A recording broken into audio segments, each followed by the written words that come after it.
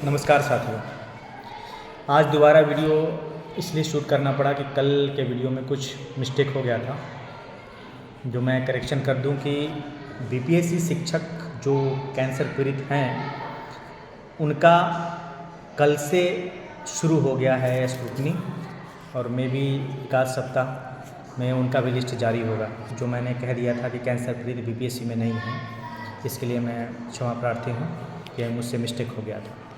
बहरहाल कुछ और चीज़ें हैं साथियों कि डीईओ जमुई पर कार्रवाई हो रही है गलत निर्णय लेने के कारण, और पिछली बार जो वो संस्कृत शिक्षा बोर्ड में थे उन्होंने वेतन विसंगति को लेकर के जो पेमेंट करा दिया था कुछ लोगों का, उन सब के ऊपर कार्रवाई होने जा रही है।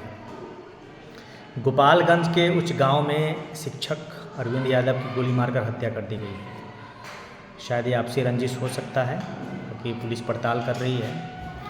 तीसरा, जो अभी मैंने कहा कि 260 जो फॉर्म आए हैं कैंसर पीड़ितों के बीपीएससी शिक्षक साथियों का, उनका भी संभवतः 17-18 तक लिस्ट निकल जाएगा। हालांकि बीच में 1-2 दिन छुट्टी है तो 1-2 दिन इधर उधर हो सकता है, लेकिन अब उन्हीं का होना है। टीआरई 3 को जिला आवंटन जो 34,000 लोग पास किए हैं अभ्यर्थी, उनका जिला आवंटन हो गया है, और आप लोग ज्वाइन कर लेंगे तब कुछ समय बाद जब सरकार पुनः ट्रांसफ़र की प्रक्रिया शुरू करेगी तभी कुछ संभव हो पाएगा। तो अभी जो आप लोग परेशान होंगे कि अदर ज़िला में भेज दिया गया है, जैसे कि टीआरई 2 वालों को भेजा गया था, टीआरई 1 वालों को भेजा गया था, तो कुछ समय तो वहाँ निकालना पड़ेगा, दूसरा कोई रास्ता नहीं है। और जो भी ट्रांसफ़र की प्रक्रिया चल रही है, संभवतः ये ट्रांसफ़र की प्रक्रिया ख़त्म हो जाएगी, समाप्त हो जाएगी, तभी आप लोग को ज्वाइनिंग कराया जाएगा, क्योंकि अभी सिर्फ काउंसलिंग का डेट आया है। इसीलिए आप लोग जहाँ होता है वहाँ ज्वाइन कर लीजिए, और इसके लिए वरी नहीं होना है, दुखी नहीं होना है। हम लोगों ने भी बीपीएससी टीआरई 1 टीआरई 2 के साथियों ने भी अपना ज्वाइन किया, विकट परिस्थिति में समय काट रहे हैं, कुछ समय आप लोग भी काटिए। और नौकरी करनी है तो थोड़ा सा कष्ट तो उठाना ही पड़ेगा, फिर आगे रास्ता इसका निकलेगा। जब यह स्थानांतरण की प्रक्रिया समाप्त हो जाएगी, आपकी ज्वाइनिंग हो जाएगी उसके कुछ समय बाद। तो इसलिए जिनको जो जिला अलॉट हुआ है टीआरई 3 के साथियों को जा कर के ज्वाइन करें। एक और है कि 15 जनवरी को बीपीएससी जो पीटी 70वीं का पीटी हुआ था, और उसको कैंसिल कराने के लिए लोग धरना प्रदर्शन आंदोलन कर रहे थे। वो लोग सुप्रीम कोर्ट भी चले गए थे डायरेक्ट, तो उसको सुप्रीम कोर्ट ने केस लेने से, उस पर बहस करने से मना कर दिया था। वो केस हाई कोर्ट में किए हैं कैंसिल कराने के लिए 70वीं बीपीएससी पीटी। इसकी सुनवाई 15 तारीख को होगी। बाकी अभी जो वेतनमान की खबर आ रही है, वेतनमान की खबर अभी झूठी है, वो फर्जी न्यूज़ है। वो किसी भी बीपीएससी शिक्षक को, चाहे नियोजित को, किसी को कोई वेतनमान नहीं मिलने जा रहा है। हाँ, पेमेंट की वृद्धि हो सकती है, जिसकी बात चल रही है, वो कब होगा ये भी अभी कुछ क्लियर नहीं है। जैसे एचएम के पेमेंट की वृद्धि, प्रिंसिपल के पेमेंट की वृद्धि की भी बात पिछले लगभग 4-5 महीनों से चल रही है, लेकिन सरकार कोई ठोस नतीजे पर नहीं पहुँची है। इसी तरह इनका भी बीपीएससी और नियोजित साथी जो अभी सक्षमता पास करके आए हैं, विशिष्ट शिक्षक बने हैं, उनको कोई अभी फ़िलहाल वेतनमान नहीं मिलने जा रहा है। जो एक फिक्स्ड अमाउंट या मूल वेतन तय किया है सरकार ने, वही वेतन मिलेगा और उसी पे काम करना होगा। कुछ साथी ने ये पूछा है कि क्या हम लोग नई जगह स्थानांतरण करेंगे तो क्या हम लोग जूनियर हो जाएंगे, सीनियर नहीं।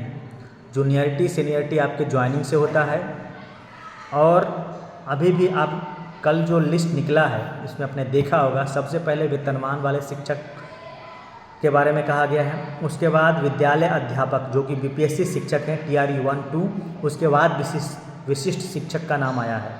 तो ये तो कैटेगरी सरकार ने जो तय किया है, तो विशिष्ट शिक्षक से वरीय हैं फिलहाल बीपीएससी शिक्षक, तो वरीय ही रहेंगे, और स्थानांतरण से इस पर कोई फ़र्क नहीं पड़ने वाला है।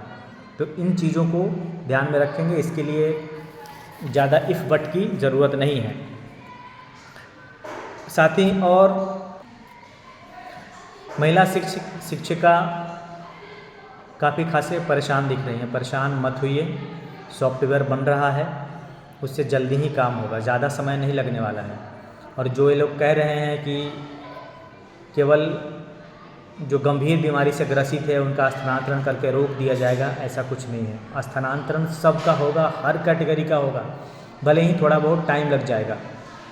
एक जो व्यवस्था सरकार लाने जा रही है वो कोडिंग सिस्टम से करेगी स्थानांतरण, और शिक्षकों का कोड निर्धारित करके ज़िला में भेज दिया जाएगा। अब उसमें ये देखना होगा हर ज़िला में कि आपने जिस पंचायत या प्रखंड में अप्लाई किया है वो प्रखंड वाइज कोडिंग भेजती है और रिक्तियाँ भेजती है, या फिर पूरे होल ज़िला का रिक्ति सब्जेक्ट वाइज, और उस ज़िला में जिन्होंने मांगा है स्थानांतरण उनका एक ही साथ करती है। अगर एक साथ करेंगे पूरे ज़िला का तो हो सकता है किसी को कहीं भी दूर मिल जाए स्कूल, ज़िला के अंदर किसी भी छोर पे किसी भी ब्लॉक में मिल सकता है।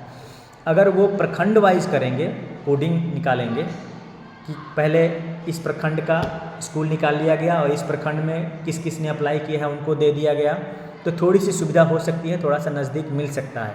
लेकिन एक पूरे ज़िला का एक साथ निकाला जाएगा, पूरे ज़िला में कहीं भी भेजा जा सकता है आपको स्थानांतरण करके, ये आप माइंड सेट तैयार रखेंगे। ज़िला के अंदर भी ट्रांसफ़र होगा लेकिन सबसे लास्ट वाले में होगा। और दूसरी चीज़, सरकार जो एक क्राइटेरिया स्थापित करने जा रही है कि कितने किलोमीटर, मेरी जानकारी के अनुसार जो मैंने पहले ही बताया था 60 किलोमीटर से नीचे वाले का नहीं होगा।